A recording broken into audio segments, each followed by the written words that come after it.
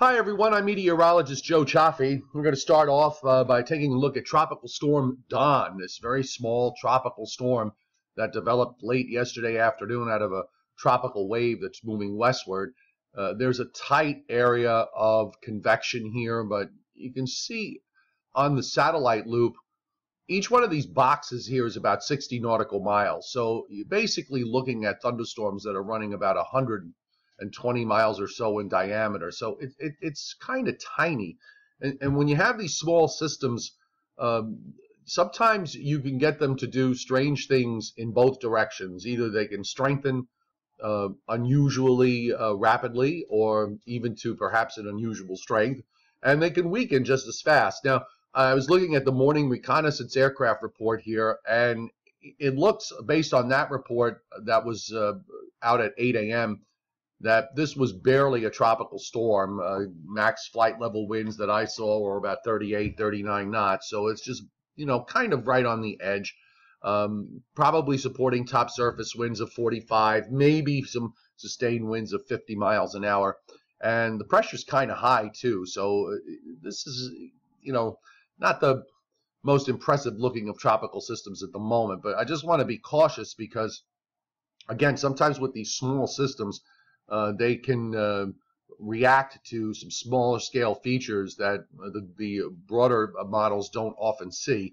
So the tropical storm warnings are up for the Windward Islands, Barbados, St. Lucia, St. Vincent, the Grenadines, Bonaire, on southward. So it's the southern part of the island chain here as it moves on toward the west. Now, where's this all going to wind up? Well, first off, when we look at the intensity guidance, it's kind of all over the place. I mean, you have a couple of models that actually want to gradually strengthen this to hurricane strength over the next 5 to 6 days. And then you have a cluster of them that keep it down as a tropical storm under 50 knots. And a few of them generated out less than 35 knots and probably reduce it down to an open wave, which, given the conditions, the upper air conditions that are usually present in the Eastern Caribbean, the weakening part is probably the one that would be the more the more likely outcome of all of this. But again, just want to be kind of cautious because of the fact that the storm is so small. And when you look at the track guidance from the hurricane models, they all pretty much either take it west or slightly north of due west. They're all kind of clustered around just along the north coast of South America, and then into the southwestern Caribbean, and into Central America, and then even emerging on the other side out in the Pacific. So there doesn't appear to be anything that would suggest that this thing would turn more northwest with time, and it's really not a big surprise. What we're looking at here is the upper air flow, and there's a strong high that's sitting northeast of the Bahamas, or between the Bahamas and Bermuda. So that's pretty much controlling the flow east to west across the areas south of 20 degrees north. And that, to me, would suggest that we're probably going to see them move straight to the west. Now, as we move forward on this, there is a little bit of a trough here back through eastern Florida, the Bahamas, down to about Cuba. Very weak troughing there. But the main flow is still, I think, pretty much to the west, as long as this ridge is here. You still have kind of a bit of a hole at 78 hours, but this thing is still back in this position at that point. And when we move it on to the further into time, as we go to day 5 and day 6, the ridge off the Atlantic coast actually strengthens.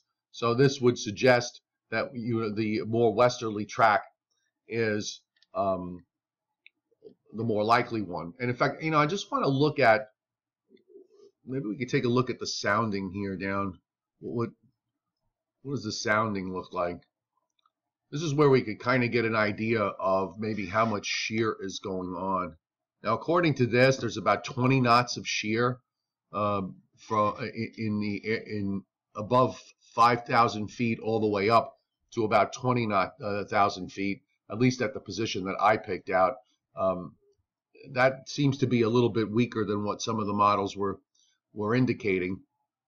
So perhaps, I'm looking here at one of the other areas, just kind of geographically taking a look at the shear conditions, and they're not actually that strong. So, I just wonder whether models are perhaps either overplaying the shear a little bit in the Eastern Caribbean, or maybe they're forecasting it to weaken over time. I'm going to take a deeper look at this as the day progresses, and we'll see what happens.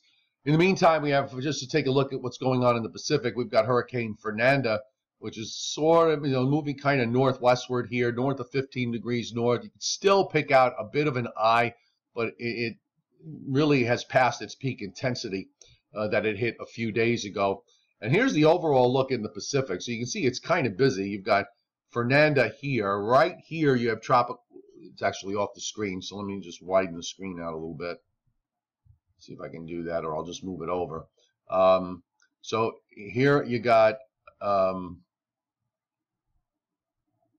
here's the western big island of Hawaii. This is Tropical Storm Greg.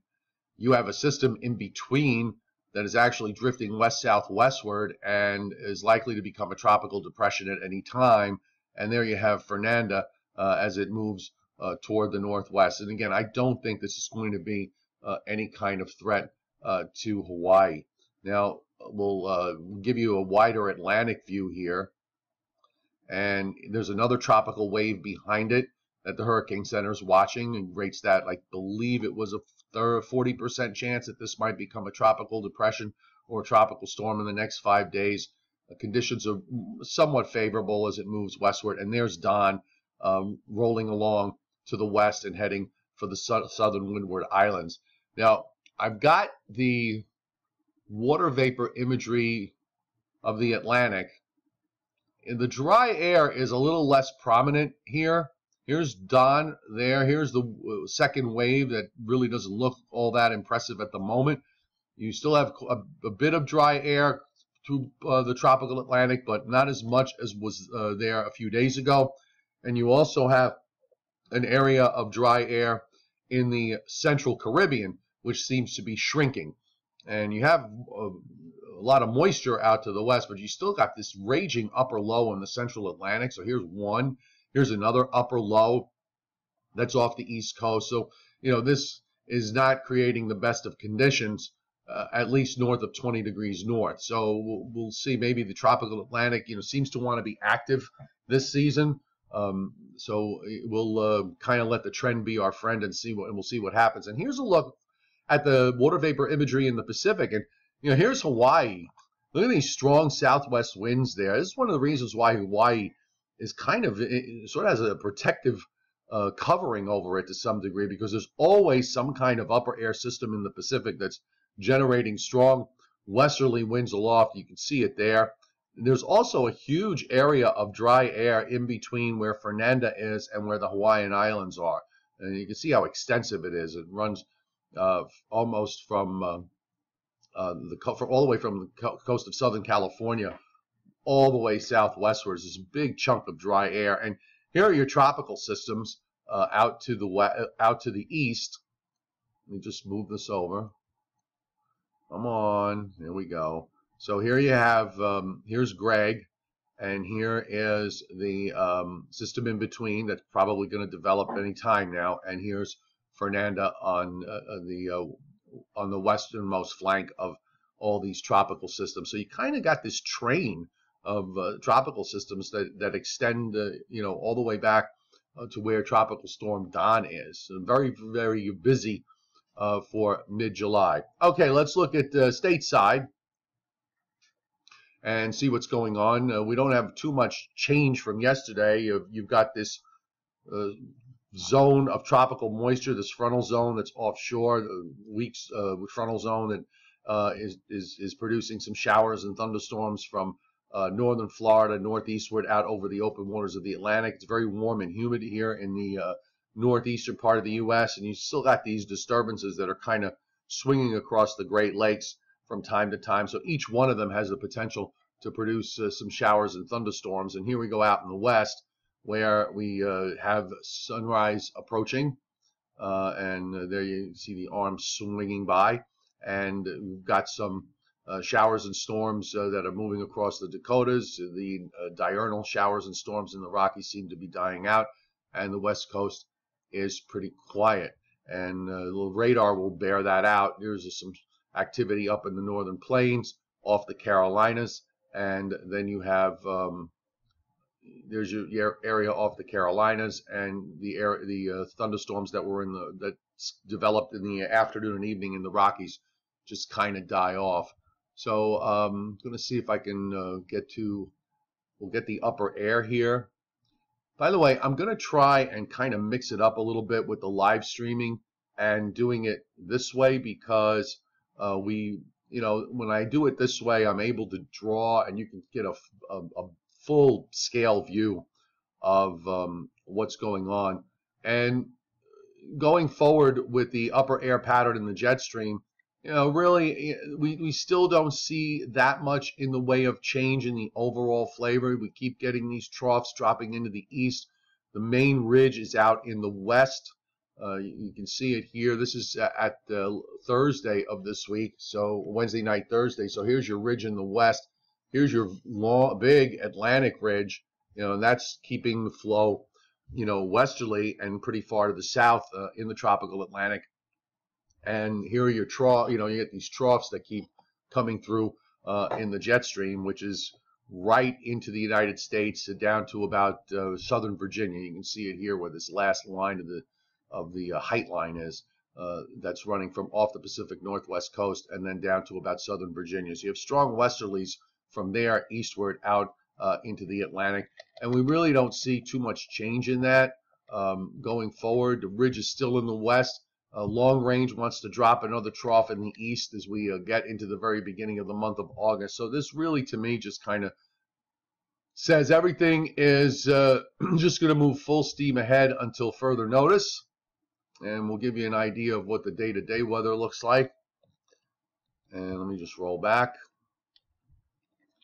And okay, so we've got some afternoon showers, scattered showers, and thunderstorms. Doesn't look like there's going to be much severe weather going on today, although any one thunderstorm could become problematic with heavy rains and flooding.